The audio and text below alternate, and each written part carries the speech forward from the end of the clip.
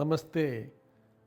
നാം സാധാരണയായി ഒരു വർഷമെന്ന് പറയുമ്പോൾ ഭൂമി സൂര്യനെ ഒരു പ്രാവശ്യം ചുറ്റാനെടുക്കുന്ന സമയമാണ്. അതായത് 365 ദിവസം.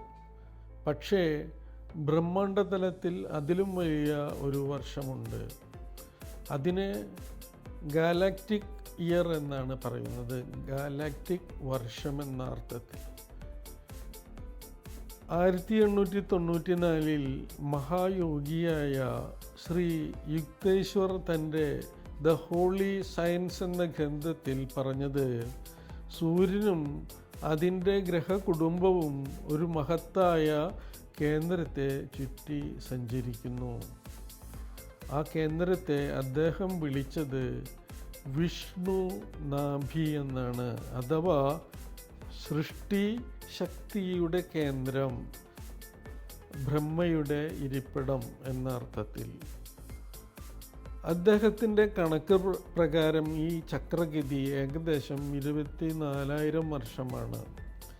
ഇത് മനുഷ്യബോധത്തിൻ്റെ ഉയർച്ചയും താഴ്ചയും ബന്ധപ്പെട്ട ചക്രമായി അദ്ദേഹം വിശദീകരിച്ചിരിക്കുന്നു. ഇപ്പോൾ ശാസ്ത്രം എന്താണ് പറയുന്നത്? നമ്മുടെ സോളാർ സിസ്റ്റം മിൽക്കി വേ ഗാലക്സിയുടെ കേന്ദ്രത്തെ ചുറ്റി സഞ്ചരിക്കുന്നു.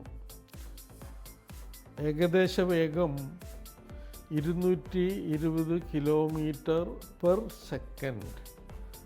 ഒരു പൂർണ്ണ ചുറ്റ് പൂർത്തിയാക്കാൻ വേണ്ട സമയം 225 മുതൽ 226 മില്യൺ വർഷം. ഇതാണ് ശാസ്ത്രജ്ഞർ വിളിക്കുന്നത് ഗാലാക്റ്റിക് ഇയർ എന്ന്. ആത്മീയ ശാസ്ത്രവും ആധുനിക ശാസ്ത്രവും ഒരേ സത്യത്തിലേക്ക് സൂചിപ്പിക്കുന്നു. നാം സ്ഥിരമായിട്ടില്ല. ഭൂമിയും സ്ഥിരമല്ല. സൂര്യനും സഞ്ചരിക്കുന്നു.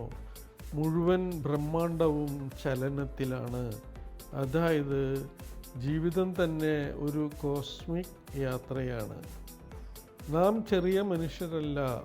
നാം ഒരു ഗ്രഹത്തിൻ്റെ ഭാഗമാണ്, ഒരു നക്ഷത്ര കുടുംബത്തിൻ്റെ ഭാഗം, ഒരു ഗാലക്സിയുടെ യാത്രക്കാരനുമാണ്.